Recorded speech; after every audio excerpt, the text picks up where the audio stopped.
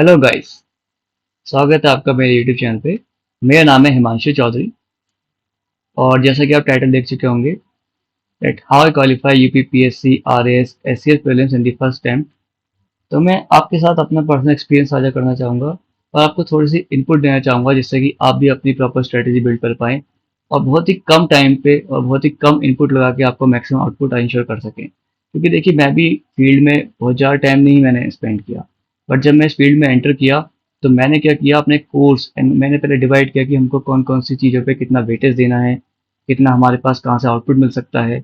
और जितना आपके फंडामेंटल स्ट्रांग हो जाएंगे उतना आपको आने वाले सारे एग्जामिनेशन, कोई से एग्जामिनेशन हो, कोई से स्टेट पीसीएस हो, इवन यूपीएससी भी हो, अगर आपके फंडामेंटल्स आपके कोर अच्छा है, स्ट्रांग है, तो आप कोई से एग्जाम को इजीली टैकल कर सकते हो। तो आइए इसी तरीके से थोड़ा सा बात करते हैं कि ये जो स्टेट पीसीएस है मेनली अपना फोकस रहेगा स्टेट पीसीएस पे, क्योंकि मेरा पर्सनल एक्सपीरियंस स्टेट पीसीएस का रहा है। तो मैं चाहूँगा कि आपको थोड़ा सा उसके बारे में अपने इनपुट शेयर कर सकूँ। तो देखिए, कोई भी हमें स्टेट पीसीएस देना है तो उसके लिए हमें पहले पता होना चाहिए कि सब्जेक्ट वाइज हमारी वेटेज क्या है, कि हमारे किस सब्जेक्ट से कितने क्वेश्चन आ रहे हैं। तो स्टेट पीसीएस में एक ट्रेंड देखा जाता है, फिर वो हमारा कोई से स्टेट का एग्जाम हो, यूपी का हो, राजस्थान का हो, हरियाणा का हो, या फिर बीपीएससी बिहार का या फिर मध्य प्रदेश का हो। इन एग्जाम्स के अंदर हमारा करंट अफेयर का वेटेज हाईएस्ट ही रहता है। और करंट अफेयर क्वेश्चंस अगर देखें तो अगर यूपी पीसीएस की बात करें तो 150 में से अराउंड 30 से 35 तक क्वेश्चन करंट अफेयर के हमारे देखने को मिलते हैं। तो इससे हम देख सकते हैं कि करंट अफेयर का एक हमारा अच्छा खासा वेटेज है, यहाँ पे 30 क्वेश्चन है। और सबसे इंटरेस्टिंग बात यह है कि करंट अफेयर को आप बहुत कम टाइम में प्रिपेयर कर सकते हो। आप एग्जाम से 2 महीने पहले उठिए, एक अच्छी मैगजीन उठाइए करंट अफेयर की, डेली बेसिस पे आप जब से भी तैयारी कर रहे हो थोड़ा न्यूज़पेपर देख लिया, आर्टिकल्स पढ़ लिए, अपडेट रह रहे हैं, अच्छी बात है। बट जब एग्जाम आपका आएगा प्रीलिम्स का, 2 महीने पहले आप उठेंगे, अपनी बढ़िया मैगजीन उठाएंगे करंट अफेयर ओरिएंटेड, आप वहां से पढ़ेंगे, आपको करंट अफेयर तब भी कैचअप हो जाएगा। और करंट अफेयर की दूसरी ब्यूटी यह है कि आपसे आगे इसमें कोई नहीं है। कोई बंदा ऐसा नहीं 2 साल पहले आज के करंट अफेयर पढ़ के बैठा हो। जो भी पढ़ेगा आज से ही पढ़ेगा, आगे के लिए ही पढ़ेगा। तो हर कोई स्टार्ट करता है एक ही स्टेज से, हर किसी के लिए यहाँ से ही स्टार्टिंग पॉइंट है। जैसे कि कोई और सब्जेक्ट हो सकता है, कोई बंदा पॉलिटी पहले से पढ़ता आ रहा है आपसे आगे है, कोई हिस्ट्री और पहले से पढ़ता आ रहा है आपसे बहुत आगे है, किसी ने अपने ग्रेजुएशन में पढ़ लिया है इकोनॉमिक्स या पॉलिटी तो वो आपसे बहुत ज़्यादा आगे है। बट करंट अफेयर ऐसा तो होगा नहीं, कोई अपने ग्रेजुएशन पढ़ के बैठा होगा। तो इसलिए करंट अफेयर एक ऐसा टॉपिक है, एक तो उसका वेटेज इतना ज़्यादा, और ऊपर से वहाँ पे क्या है ना, लेवल प्लेइंग फील्ड है। आप आइए, आप अच्छे से पेपर कीजिए और करंट अफेयर में फुल नंबर लेके जाइए। ठीक। तो देखिए करंट अफेयर का जैसे 30 क्वेश्चन हो गया। हिस्ट्री का बहुत वेटेज रहता है मेनली स्टेट पीसीएस के अंदर, अराउंड 25 से 30 क्वेश्चन आपको देखने को मिल ही जाएंगे हिस्ट्री के। ठीक।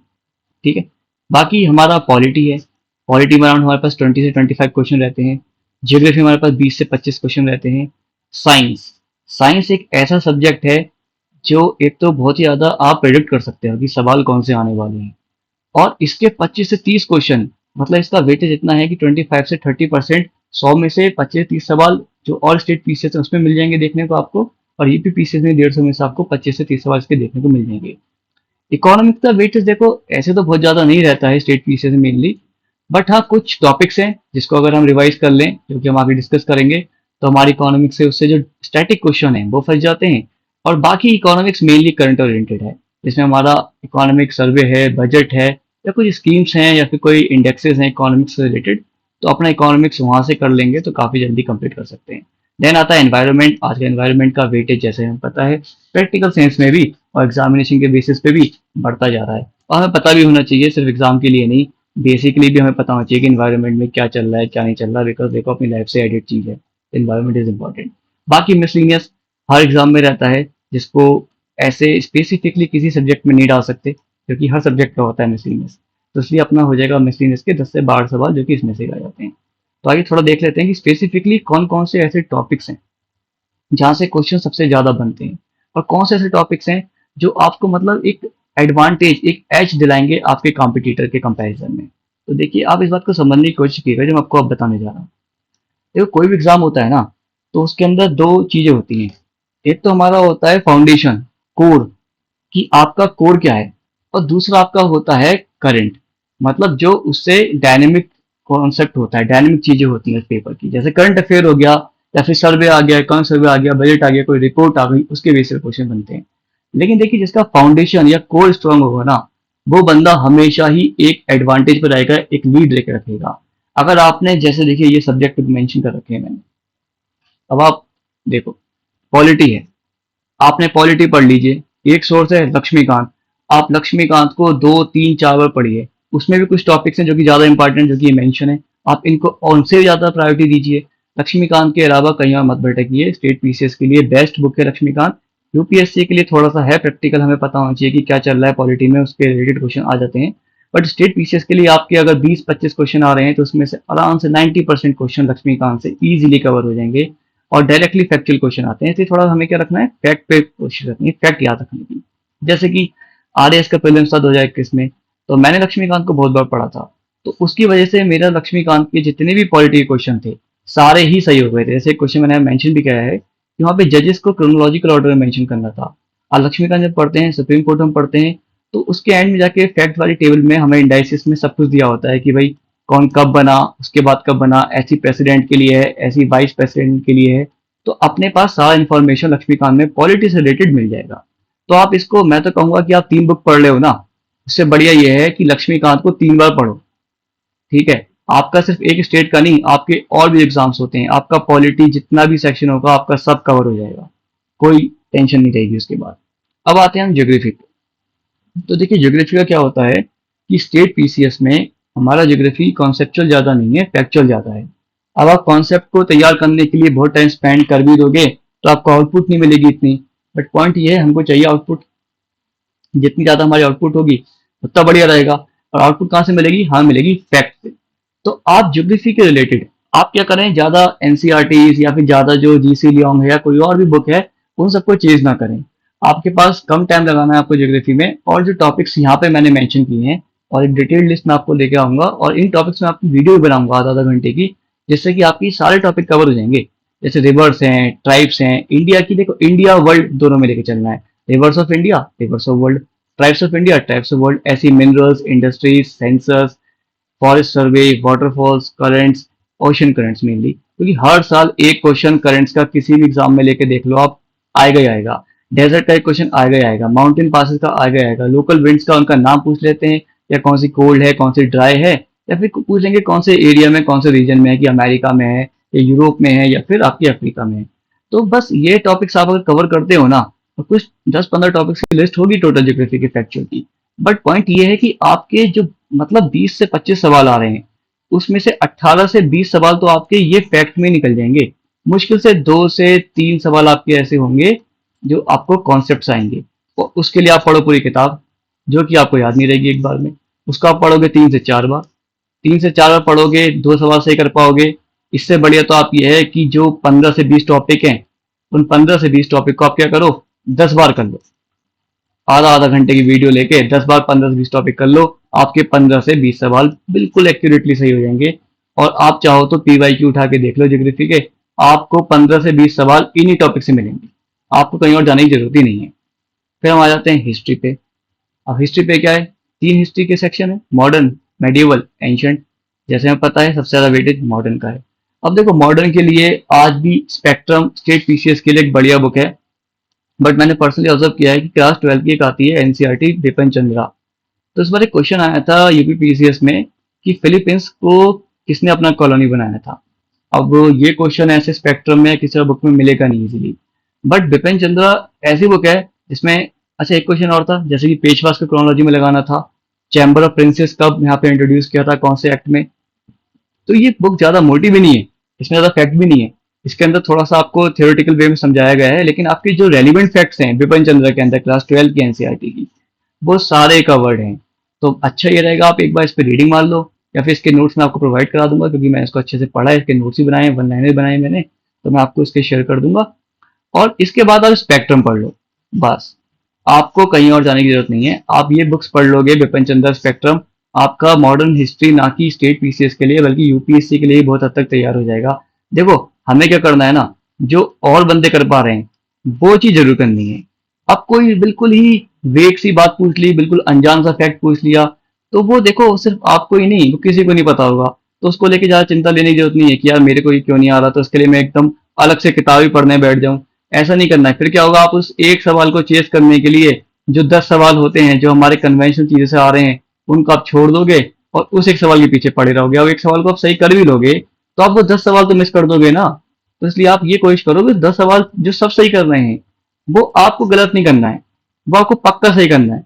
भले वो एक सवाल ठीक है, अगर ये 10 सवाल आप पक्का सही कर दे रहे हैं, आपका इतना है कॉन्फिडेंस कि मेरा ये सोर्स पूरा अच्छे से कंप्लीट हो गया है, ठीक है, अब मैं एडिशनल इंफॉर्मेशन अपने पास ऐड कर लूंगा। तो आप ऐसे रखो, आप जो दूसरे लोग सही कर रहे हैं ना उसको जरूर सही करो। देखो, कट ऑफ ज्यादातर 50 से 60% मार्क्स ही जाती है मेन, मतलब ज्यादा एग्जाम्स में। तो क्या करना है, हमें 100% तो क्वेश्चन सही करने नहीं है। हमें अगर 60 से 70% क्वेश्चन सही कर दिए, नेगेटिव वेगेटिव उसके बाद कार्ड भी लो, तो भी 60% आपका नेट स्कोर आ जाएगा और आपकी कट ऑफ क्रॉस हो जाएगी, तो कोई सा एग्जाम हो आपका।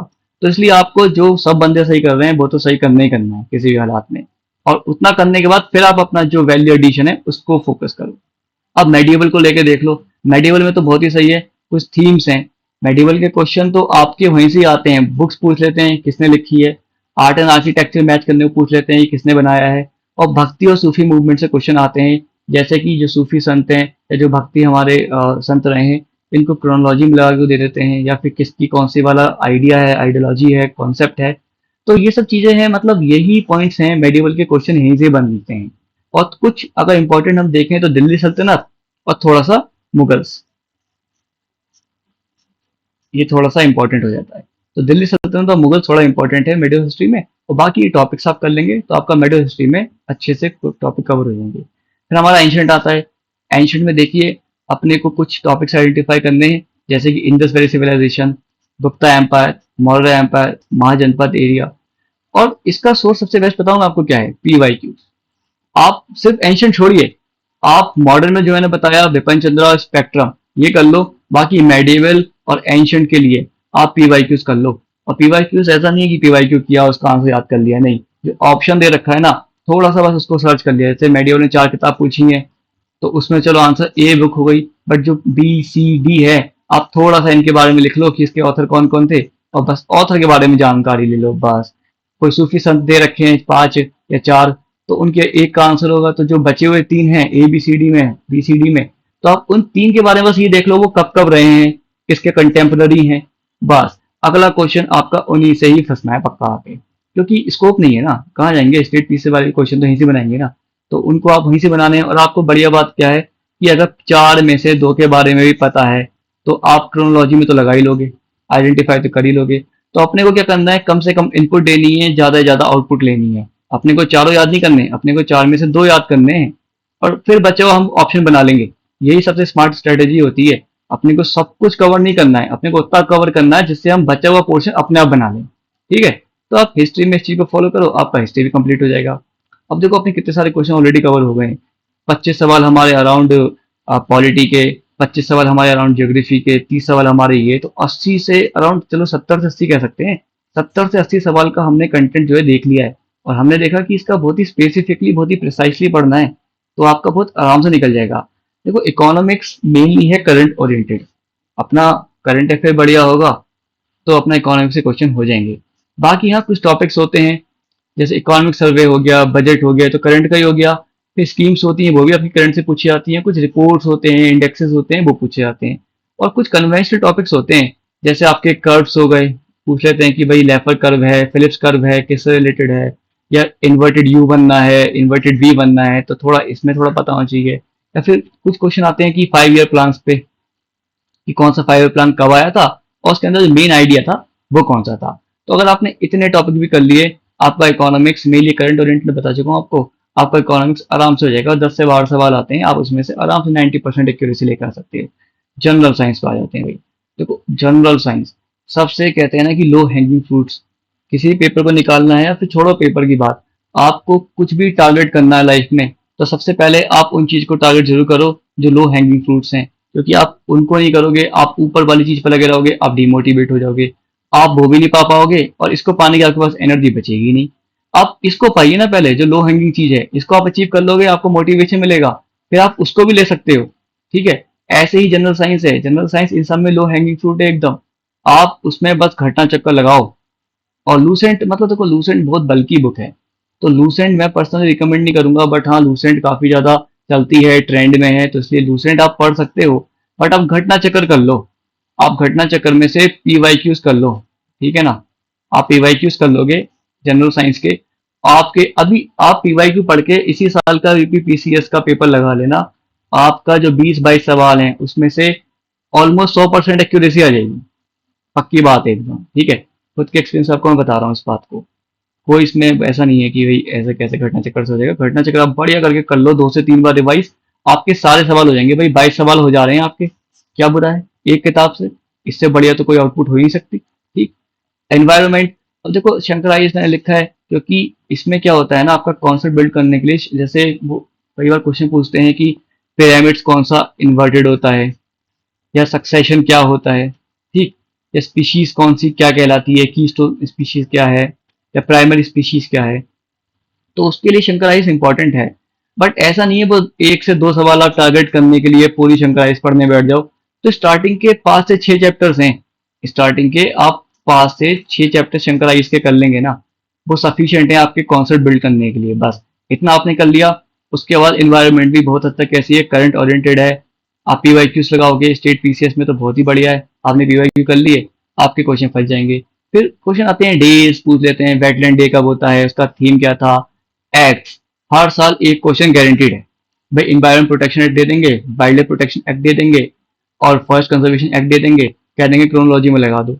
अरे आप याद कर लो ना कि भाई एक 1972 में आया है, एक 1980 में आया है, एक 1986 में आया है, आपका मतलब आपने 3-4 भी याद कर लिए ना, तो वो ये 2-3 तो मतलब वाइल्ड लाइफ प्रोटेक्शन एक्ट और इन्वायरमेंट प्रोटेक्शन एक्ट, ये तो मान लीजिए हर ऑप्शन में होते ही होता है।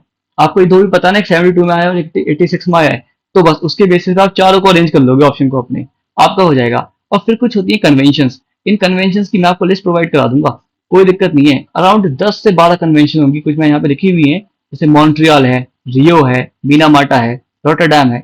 तो क्या होता है ना, ये पूछ लेते हैं कि ऐसे लिख देंगे 4 कन्वेंशन और 4 पर्पसेस या ऑब्जेक्टिव्स। अब पूछ लेंगे कि भाई करेक्टली मैच कर दो या कौन सा करेक्टली मैच नहीं है। तो बस आपको इतना पता होना चाहिए, भाई मीनामाटा है तो वो आपका मरकरी पॉल्यूशन से है, ठीक है ना, या फिर जैसे रियो है तो वो अर्थ समिट से है, बस मॉन्ट्रियल है ओजोन को लेकर है, ठीक। तो अगर आपको इतना भी पता है बस क्या है और कब हुई थी और किसके लिए है, सफिशियंट है, मोर देन इनफ है, आपका एनवायरनमेंट के सारे क्वेश्चन बढ़िया से हो जाएंगे। और एक आर्ट एंड कल्चर का टॉपिक इसे लिख दिया मैंने, वैसे हिस्ट्री में आप सबमर्ज कर सकते हो उसको, बुद्धिज्म जैनिज्म। देखो प्रॉपर ट्रेंड तो नहीं है, क्वेश्चन हर बार आएगा आएगा, बट किसी ना किसी एग्जाम में ये क्वेश्चन आ ही जाता है। तो कुछ नहीं है, आप इसको ऑनलाइन पढ़ लो, सबसे बढ़िया है कि आप यूट्यूब पे पढ़ लो, ठीक है ना, क्योंकि यूट्यूब बुद्धिज्म जैनिज्म का बेस्ट सोर्स है। 1-1 घंटे की वीडियो उठाओ, 1-2 बार सुनो, उसके बाद जो चीज़ याद रह गई उसको याद कर लो, और जो चीज़ याद नहीं रह रही है उसके अपने पेपर पेन पे लेके हल्के हल्के बिल्कुल 1 वर्ड वाले नोट्स बना लो बुद्धिज्म जैनिज्म पे, आपका क्वेश्चन आएगा यहाँ से इजीली हो जाएगा, कोई इशू नहीं, ठीक है। अब देखो अपन ने क्या किया है, जो कोर है, फाउंडेशन है, वो तैयार कर लिया। मतलब अगर हमारे करंट अफेयर से 30 सवाल आ रहे हैं, वो माना कि बहुत इंपॉर्टेंट है, बट हमने 120 या फिर 100 सवालों का हमने जो वेटेज है, कंटेंट है, वो हमने तैयार कर लिया है इन चीजों से।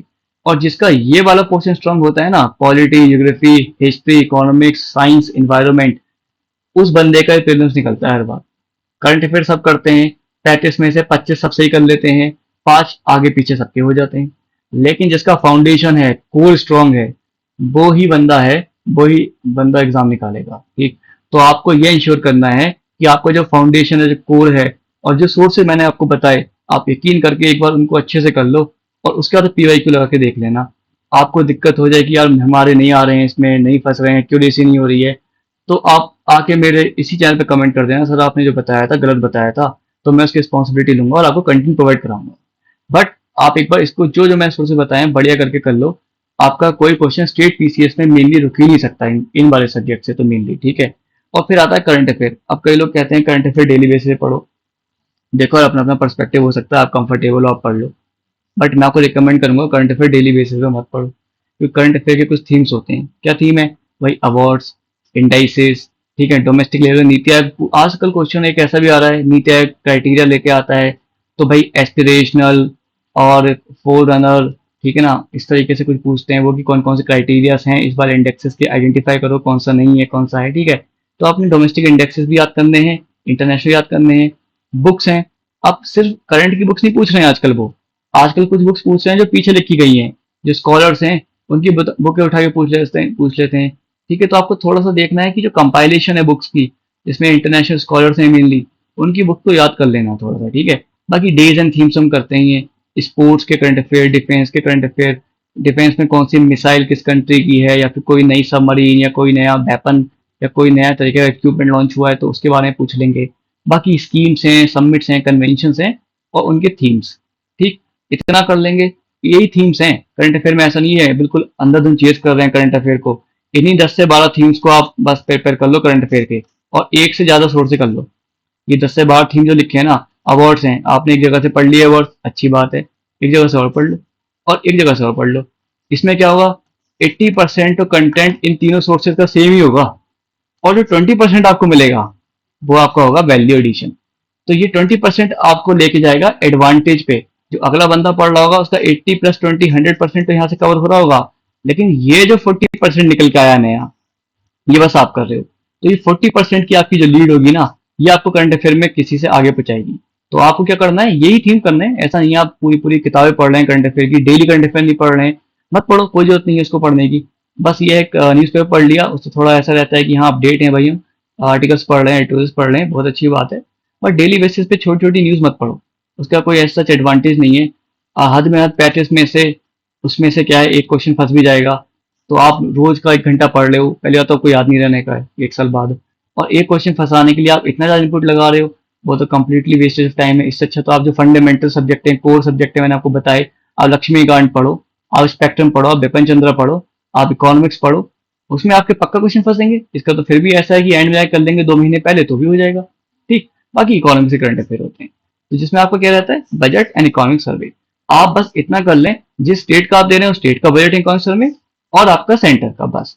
आप यूपी का दे रहे हैं, यूपी पीसीएस दे रहे हैं, तो यूपी का budget economic survey plus centre. आप राजस्थान का दे रहे हैं तो राजस्थान का तो खैर एक अलग ही हम वीडियो लेके आएंगे, क्योंकि राजस्थान का जब मैंने एग्जाम दिया था तो उसमें मैंने देखा था कि राजस्थान का जो स्टेट स्पेसिफिक वेटेज है बहुत ज्यादा है, और अब आरएस का प्रीलिम्स आ भी रहा है। तो अभी फॉर्म भी निकले हुए हैं, और आपको अगर नहीं पता है तो आप फॉर्म फिल कर सकते हो, बड़ी अपॉर्चुनिटी है। एग्जाम होता है अराउंड, मैं कह रहा हूँ कि 150 सवाल आते हैं उसमें भी, ठीक। 200 नंबर का पेपर होता है। और अच्छी बात यह है, कट ऑफ अराउंड अगर आपके 85+ मार्क्स आ रहे हैं तो आप कट ऑफ क्रॉस कर जाते हो। अब देखिए इसमें एडवांटेज क्या है। अब जो मैंने आपको बताया कोर स्ट्रांग है तो क्या होता है, इसमें 100 सवाल होते हैं उन्हीं फंडामेंटल सब्जेक्ट से, और इनमें 50 सवाल होते हैं राजस्थान स्पेसिफिक। अब राजस्थान स्पेसिफिक क्या होता है, अब मैं यूपी से हूँ, मैं तो नहीं कर पाया राजस्थान स्पेसिफिक, नहीं कर पाऊंगा, ऑब्वियस सी बात है, बहुत डिटेल्ड हिस्ट्री है भाई राजस्थान की, बहुत रिच हिस्ट्री है। तो हम लोग नहीं कर सकते इतनी जल्दी, इतने कम टाइम पे, उसके लिए तो साल भर चाहिए पढ़ने के लिए। बट हम ये 100 सवाल जो है, हमें क्या करना है, हमें अराउंड 70 से 75 सवाल नेट में सही करने हैं, हमारा प्रीलिम्स क्वालिफाई हो जाएगा। तो क्या हम 100 सवालों में से 70 सवाल सही नहीं कर सकते? तो ये मैंने किया था, मैंने 100 सवाल में से 90 सवाल अटेम्प्ट किए थे, इसमें मैंने अटेम्प्ट ही नहीं कर पाया था, और इसमें मेरे 70 सवाल सही हो गए थे आराम से नेट में काट पीट के, तो मेरा प्रीलिम्स क्वालिफाई हो गया था बहुत आराम से। तो आपको यही रखना है कि आपने अगर फंडामेंटल में तैयार कर लिया ना, तो आप मान के चलिए, आपका कोई स्टेट की बात कर रहा हूँ मैं, यूपीएससी का तो देखो अलग ही स्ट्रेटेजी रहता है, बट स्टेट में आपका प्रीलिम्स नहीं रुकने का है, ठीक। तो जो मैंने आपको बताया, जो बुक्स बताई, जो सोर्सेज बताए, आप एक बार उनको फॉलो करके देखो। और अगर आपको चाहिए कि राजस्थान की अलग से स्ट्रेटेजी चाहिए आरएएस की, क्योंकि आरएएस का प्रीलिम्स आ भी रहा है अभी, आई थिंक अक्टूबर या नवंबर में वो कंडक्ट करा लेंगे, काफी तेज काम कराते हैं वो, अभी इंटरव्यू चल रहे हैं आरएएस की। तो आप उस पर फोकस कर सकते हो, और मैं इसको लेके आपको थोड़ा गाइडेंस भी दे सकता हूँ, स्ट्रेटजी बात कर सकते हैं हम, बुक से बात कर सकते हैं।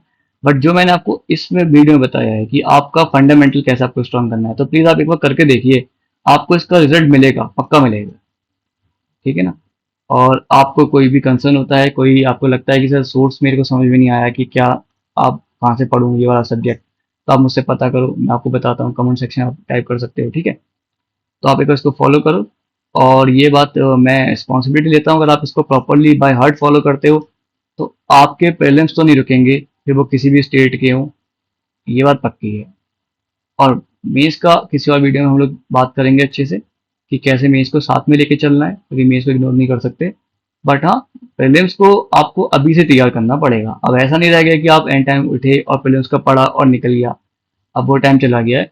अब आपका फंडामेंटल सही में बहुत स्ट्रांग होना चाहिए, और करंट आपको उसके ऊपर वैल्यू एडिशन करना पड़ेगा करंट का, तो आपका आराम से कट ऑफ क्वालिफाई हो जाएगा, ठीक। चलिए, तो फिर मिलते हैं अगली वीडियो में। Thank you so much. जय हिंद।